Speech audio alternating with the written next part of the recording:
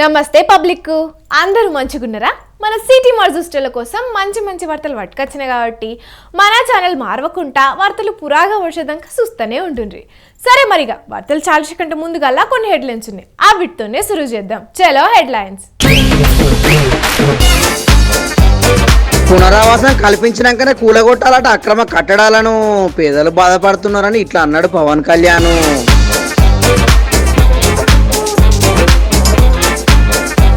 హుస్సేన్ సాగర్ లో నిమజ్జనానికి green signal ఇచ్చింది హైకోర్టు. వార్త తెలిసి ఖుషి అయినరు భక్తులు.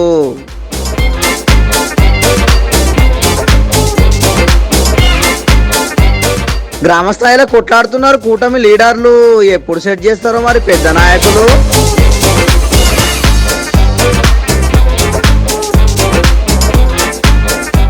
స్కూల్ పిల్లలకు చెప్తున్నారు పనులు, ఎన్నడు పోతాయో మరి విద్యార్థుల కష్టాలు.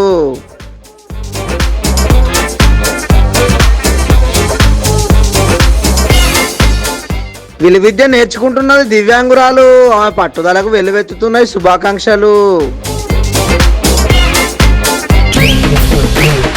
తెలంగాణలో హైడ్రా వచ్చి చెరువులను ఆక్రమించుకొని కట్టిన ఇండ్లను కూల్స్తున్నది కదా. కొందరు దీన్ని తప్పు పడుతుంటే ఇంకొందరు రైట్ అంటున్నారు.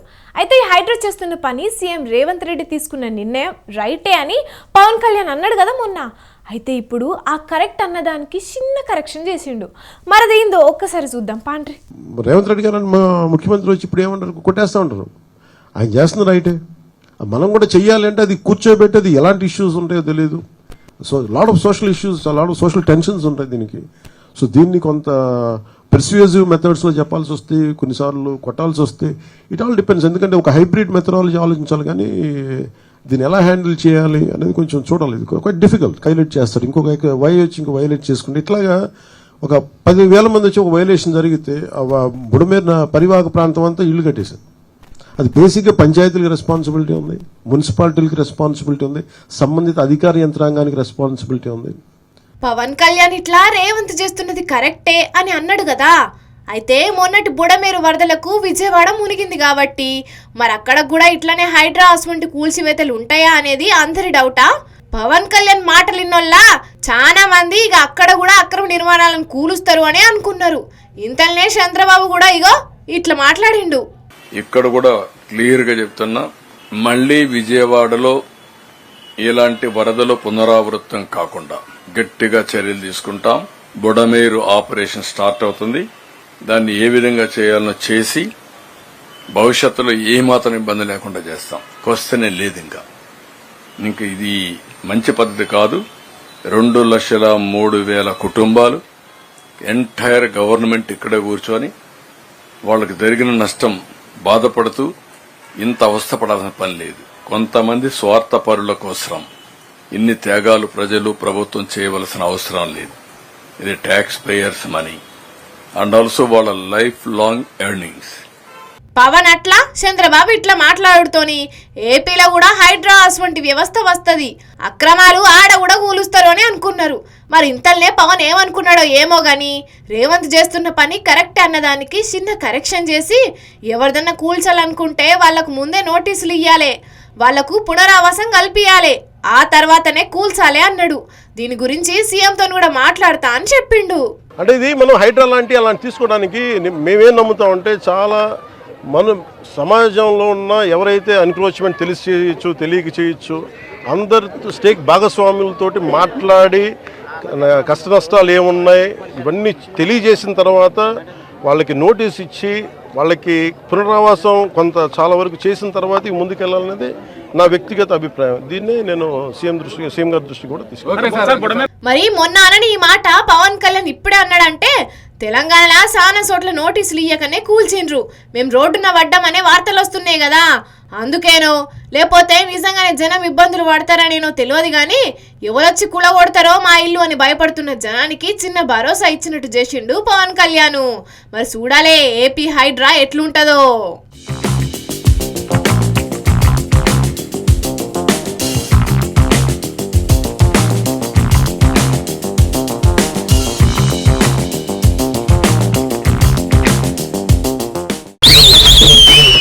వినాయకుడు అంటే ఖైరతాబాద్ గణపతి, లడ్డు అంటే బాలాపూర్ వినాయకుని చేతిలో లడ్డు. ఇక అట్లనే గణేష్ నిమజ్జనం అనగానే హుస్సేన్ సాగర్ అదికొస్తాయి. కాకుంటే ఈ ఏడాది కథ మారింది. ఆ ముచ్చట్లన్నీ పురగార్చుకుందాం పాండ్రి.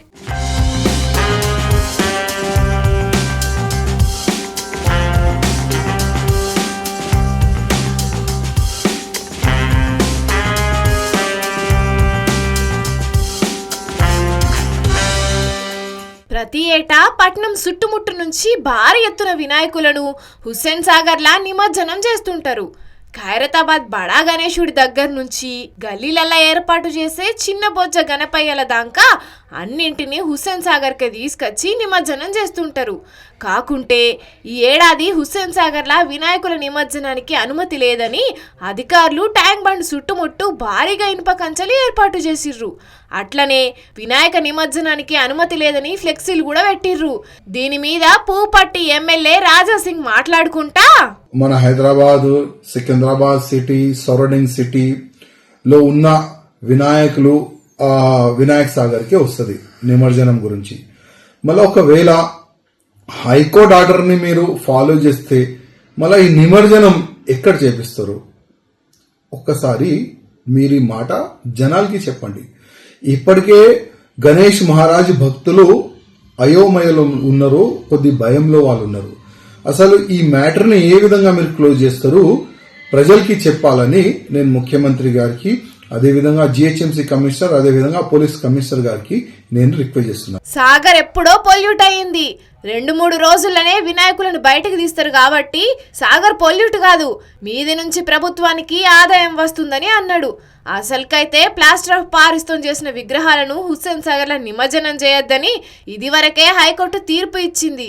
కాకుంటే హైకోర్టు ఆదేశాలను అధికారులు అమలు చేస్తలేరని వేణుమాధవ్ అనే న్యాయవాది పిటిషన్ వేసిండు. దీంట్లో హైడ్రాను కూడా ప్రతివాదిగా చేర్చాలే. హుస్సేన్ సాగర్ పరిరక్షణ హైడ్రా బాధ్యత అని చెప్పిండు. ఇక ఇలా హైకోర్టు చెప్పకముందే హైకోర్టు ఆదేశాల మేరకు సాగర్ల విగ్రహాల నిమజ్జనానికి అనుమతి లేదు అని జిహెచ్ఎంసీ, హైదరాబాద్ పోలీసుల పేరుట ఈ ఫ్లెక్సీలు ఏర్పాటు చేసే వరకు కొంతమంది అధికారుల మీద కోపం చేసిర్రు.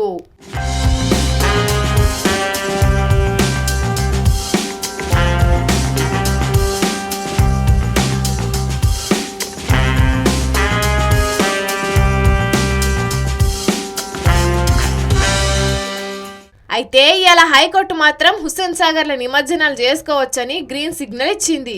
దీని మీద మళ్ళా ఎవరన్నా కోర్టుకు పోతే ఆఖరి నాటి వరకు కోర్టు ఏం చెప్తుందో, ఈసారి వినాయకులు ఎక్కడ నిమజ్జనం చేస్తారో చూడాలే.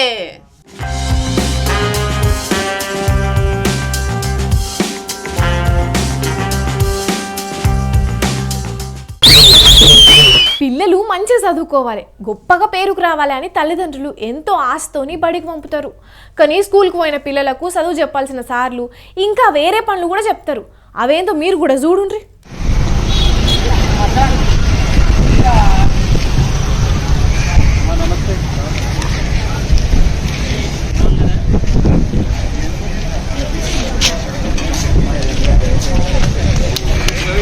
చూసి రానుల్లా పెన్ను పుస్తకం పట్టాల్సిన చేతులతోని పార తట్టావట్టి ఇసుక ఎట్లా మోస్తున్నారో.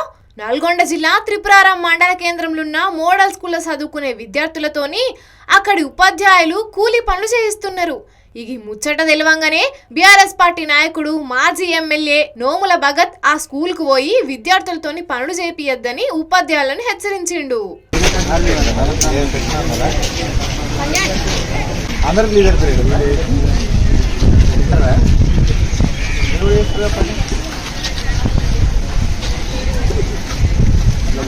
మా పిల్లలతోటి బయట పనులు మర్చిపోతారు. ఇప్పటికే ఓ దిక్కు గురుకులాలు, సర్కార్ స్కూళ్లలో ఫుడ్ పాయిజన్ కేసులు బొచ్చడన్ని వస్తున్నాయి. ఇంకో దిక్కు కొన్ని స్కూళ్లలో సార్లు లేక పిల్లలు అవస్థలు పడుతున్నారు. ఇక ఇప్పుడు చదువుకోవాల్సిన పిల్లలతోని ఇట్లా పని చేపిస్తున్నారు. ఇట్లా ఇసుక బండలు మోస్తుంటే పిల్లలకి ఏదైనా జరిగితే ఎట్లుంటది చెప్పుర్రి. అసలు స్కూళ్లలో ఏం జరుగుతుందో తెలుసుకునేందుకు విద్యాశాఖకు మంత్రి లేడు. సీఎం రేవంత్ రెడ్డి విద్యాశాఖ బాధ్యతలు చూస్తున్నాడు. ఆయనేమో మస్తు బిజీగా ఉంటాడు. విద్యార్థుల తిప్పలు ఎవ్వరు పట్టించుకుంటారని గరానికి వస్తున్నారు పిల్లల తల్లిదండ్రులు. అవు వాళ్ళనేది కూడా నిజమే. విద్యాశాఖ ఎప్పటికప్పుడు సమీక్షలు చేయకపోవట్లనే సమస్యలన్నీ ఎక్కడేసిన గొంగలు అక్కడే అన్నట్టున్నాయి. అయ్యా సీఎం రేవంత్ రెడ్డి సారు, జర ఇప్పటికైనా అన్ని సర్కార్ స్కూళ్ళల్లో ఉన్న తిప్పలు తీర్చి పిల్లలకు మంచి చదువులు చెప్పుర్రి, మీకు పుణ్యం ఉంటది గాని. అందరికి లీడర్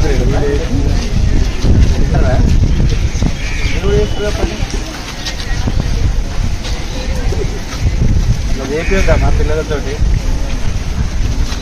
బయట నుంచి పనులు పెట్టుకోవచ్చు.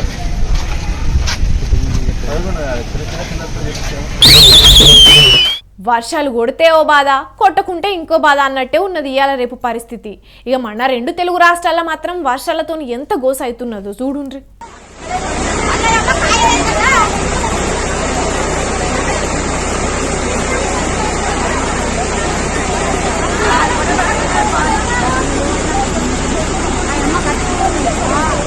ఉత్తరాంధ్రలో కొడుతున్న భారీ వర్షాలు జయంగా అక్కడి గర్భిణీలు, పానం మంచం లేనోళ్ళు మస్తు ఇబ్బంది పడుతున్నారు. వాగులు వంకలు పొంగి పొరలడంతో అవస్థ ఉన్నోళ్లను దావకనకు తీసుకుపోనికి ఇంటోళ్ళు ఇగో ఇట్లా సాహసాలు చేయాల్సి వస్తున్నది.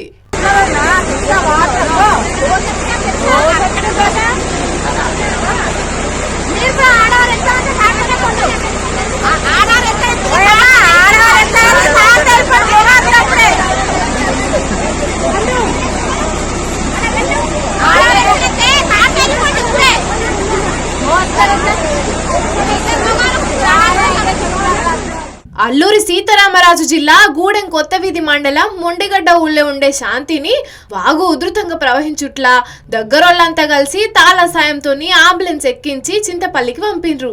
ఇట్లా గర్భిణీలు, పానం మంచలేనులు దావకానకు ఓనికి మస్తు గోసపడుతున్నారు.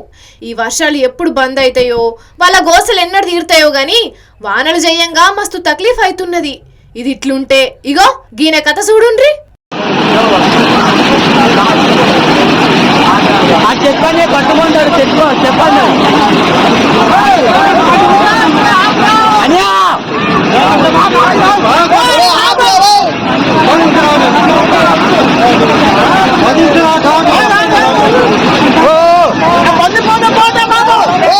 ఓ దిక్కు వరద వస్తుంటే కూడా బండి మీద వంతెన దాటుతుంటే ఈ అన్న బండితోనట్టుగా వరదలు కొట్టుకుపోయిండు. శానా శబ్దంగా బండి గుంజే ప్రయత్నం చేసిండు గాని సాధ్యం కాలే.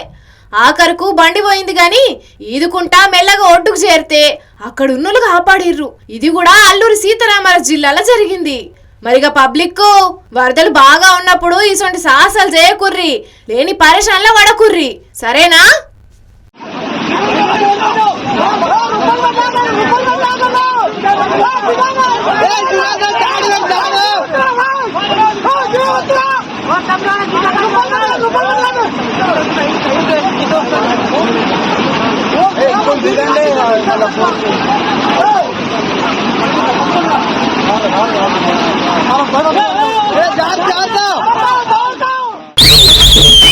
సాధించాలనే కసి పట్టుదల ఉంటే అసాధ్యం అనేది ఏం లేదు, ఏదైనా సాధించవచ్చు అని ఈ మధ్య పారా ఒలింపిక్స్లో పథకాలు సాధించిన వాళ్ళు నిరూపించారు. ఇక వాళ్ళు సాధించిన విజయాలు పథకాలు ఇంకొందరికి స్ఫూర్తిగా నిలుస్తున్నాయి. అట్లా పారా ఒలింపిక్స్ ఆర్చరీల అదరగొట్టిన శీతల్ దేవిని ఆదర్శంగా తీసుకొని గిషెల్ ఏం చేస్తుందో చూడుండ్రి. चलो बेटे ड्रॉ करो, पुश करो, बढ़िया, अरे वाह बेटा वाह, एक्सीलेंट, पुश करो, उसको होल्ड रखो वहां पे, अभी एमिंग करो कंफर्म बिल्कुल. చూస్తున్నారా, 2 కాళ్ళు 2 చేతులు లేకున్నా విలువిద్యల రాణించాలనే ఆ బుజ్జి పట్టుదల ముందు వైకల్యం కూడా చిన్నబోయింది. జమ్మూ కాశ్మీర్లున్న కిష్తావర్ ఏరియా లోతూర్లుండే 13 ఏళ్ల ఈ చెల్లెకు పుట్టుకతోనే కాళ్ళు చేతులు లేవట. మొన్నట్లా శీతల్ దేవి పారాలింపిక్స్లో చేసిన ప్రదర్శన చూసి ఈ బుజ్జి కూడా ఆర్చరీలో శిక్షణ తీసుకోవాలి, నేను కూడా దేశానికి పథకం సాధించి పెట్టాలని నిర్ణయం తీసుకున్నదట. ఇక ఆమె ఆసక్తి గమనించి శీతల్ దేవికి ఆర్చరీలో శిక్షణ ఇచ్చిన కోచ్ కుల్దీప్ వేద్వాన్ ఈ బుజ్జి కూడా విలువిద్యల శిక్షణ ఇయ్యనికి ముందుకొచ్చిండట. ఇప్పుడు ఈ చిట్టి తల్లి విలువిద్యల శిక్షణ తీసుకుంటున్న వీడియో సోషల్ మీడియాలో వైరల్ అయ్యే వరకు చాలా మంది ఈ బుజ్జిని తారీఫ్ చేస్తున్నారు. हाँ शूट करो, एक्सीलेंट, ठीक है, हाँ लगाना उधर, बोर्ड में लगा पूरा देखो 50 मीटर तुम्हारे बेटे वायर हो गया उधर, ठीक है। फर्स्ट टाइम तुमने, वेरी गुड। కానీ భగవంతుడు కాళ్ళు చేతులు అన్ని సక్రమంగా ఇచ్చినా కూడా కొంతమంది మాతోనేమైతుంది మేమేం చేయగలుగుతామని మిడుగుతారు. అదే ఈ బుజ్జి మాత్రం కాళ్ళు చేతులు లేకున్నా పట్టుదలతోని కష్టపడి పథకం సాధించాలని ఈ తిరిగి ప్రాక్టీస్ చేస్తున్నది. భగవంతుని దయ వల్ల ఈ బుజ్జి విలువిద్యల ఆరితేరాలని భవిష్యత్తులో మస్తు పథకాలు సాధించి దేశానికి గొప్ప పేరు తీసుకురావాలని మన సిటీ మరి తరపున కూడా కోరుకుంటున్నాం. चलो बेटे ड्रॉ करो, पुश करो, बढ़िया। अरे वाह बेटा वाह, एक्सीलेंट। पुश करो, उसको होल्ड रखो वहां पे। अभी एमिंग करो कंफर्म बिल्कुल। हाँ शूट करो,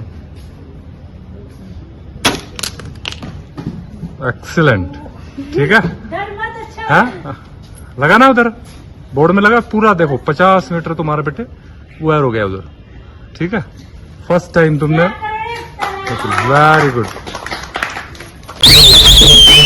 దొంగతనం చేస్తే పోలీసులకు దొరుకుతామని ఎవ్వరైనా భయపడతారు. అయినా కొందరు తెగిచ్చిన వాళ్ళు ఉంటే పోలీసులకు దొరకకుండా ఎట్లా దొంగతనం చేయాలబ్బా అని ఆలోచించి లేనిపోని కథలు పడుతుంటారు. కానీ అదేందో గీడకాడ పోలీసుల ముందు ఇష్టం వచ్చినట్టు ఎత్తుకపోతున్నారు. కాకపోతే ఎత్తుకపోయేదేందో తెలిస్తే మస్తు షాక్ అవుతారు.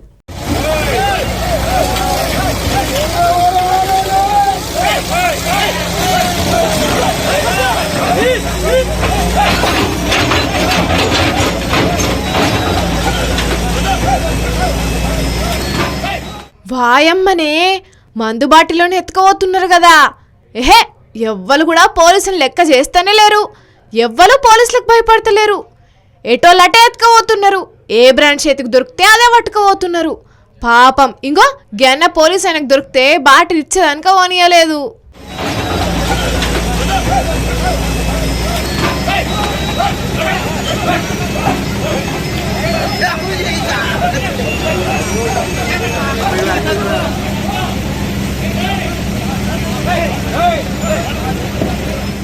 ఇట్లా చాలా మంది మందు బాటిళ్ల కోసం ఎగవాడేసరికి బయటున్న పోలీసులు కూడా ఊరుకొచ్చిండ్రు. అయినా మందు బాటిలను పలగొడతామంటే మందన్నల గుండె పలిగినట్టు కాదా? ఎట్లూకుంటారు? వాళ్ళు ఊకుందామన్నా వాళ్ళ నాలుక మీద ఉన్న నరాలు జివ్వు జివ్వు అని గుంజయ్యా. అందుకే ఇట్లా మందు కోసం ఊరుకొచ్చి ఎత్తుకోబట్టిండ్రు.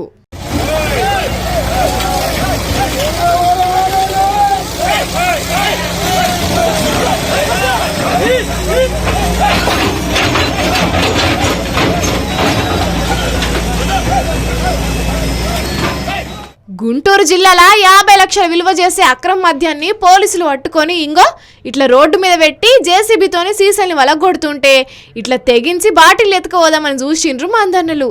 దీన్ని చూసిన పోలీసులే పరిశాన్ అయినరు పోండ్రే.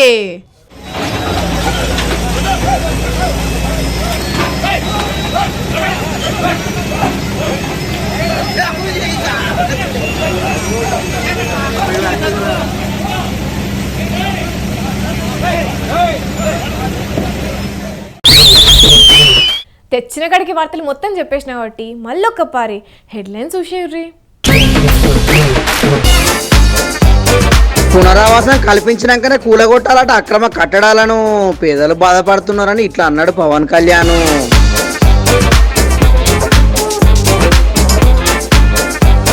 హుస్సేన్ సాగర్ లో నిమజ్జనానికి గ్రీన్ సిగ్నల్ ఇచ్చింది హైకోర్టు. వార్త తెలిసి ఖుషి అయినరు భక్తులు.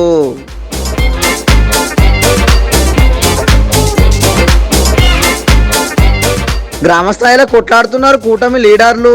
ఎప్పుడు సెట్ చేస్తారో మరి పెద్ద నాయకులు.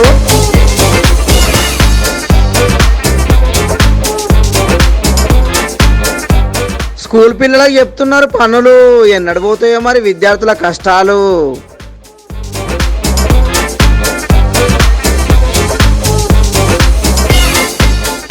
విలువిద్య నేర్చుకుంటున్నది దివ్యాంగురాలు. ఆమె పట్టుదలకు వెల్లువెత్తుతున్నాయి శుభాకాంక్షలు. ఇగో ఇవాళ ఇయాల్టి సిటీ మరి వార్తలు మేము చెప్పిన జబర్దస్త్ గున్నేలే. ఇంకెన్ని మంచి మంచి ముచ్చట్లతో మళ్ళా కలుద్దాం. అప్పటిదాకా చూస్తూనే ఉంటుండ్రి మన స్వతంత్ర టీవీ. ఉంటాం మళ్ళా.